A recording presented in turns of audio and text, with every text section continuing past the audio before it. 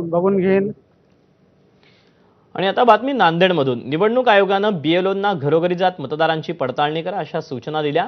नांदेडमध्ये मात्र सत्ताधारी पक्षाचे लोक हे कॅम्प लावून बीएलओला जागेवर बसवून ठेवल्याचा आरोप काँग्रेसनं केला. कॅम्पच्या नावावर मतदारांची नावं बदल करणं आणि वगळून टाकणं अशी प्रक्रिया सुरू असल्याचा आरोप काँग्रेसचे प्रवक्ते बालाजी गाडे यांनी केला. निवडणूक आयोगानं हस्तक्षेप करावा, अन्यथा आम्हाला तीव्र आंदोलन करावं लागेल असा इशाराही त्यांनी दिला.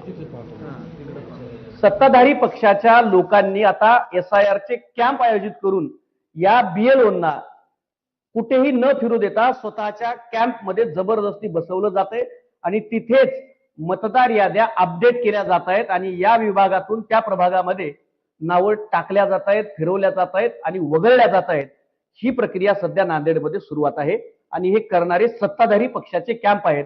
त्यामुळं SIRची प्रक्रिया जशी इतर राज्यामध्ये अपारदर्शक झाली तशीच महाराष्ट्रामध्ये सुद्धा अपारदर्शक होते आणि यामुळं अनेकांचा मतदानाचा हक्क निघून जाण्याचे प्रश्नचिन्ह सध्याला निर्माण झालेले आहेत.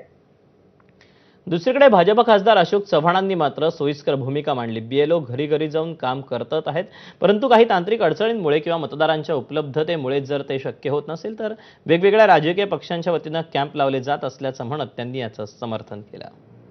साहेब, आपल्या इथे SIR जी मोहीम आहे सरकारची, मोहिमेत असं सांगितलंय घरोघरी जाऊन बीएलओ. तर आपल्या इथे तसं होत नाही. घरोघरी करावं, ज्यांना घरी कधी जमत नाही त्याला कॅम्प लावले जातात. राजकीय पक्षांनी आपापल्या प्रयत्न करतायत, दोन्ही झालं पाहिजे. रायगडच्या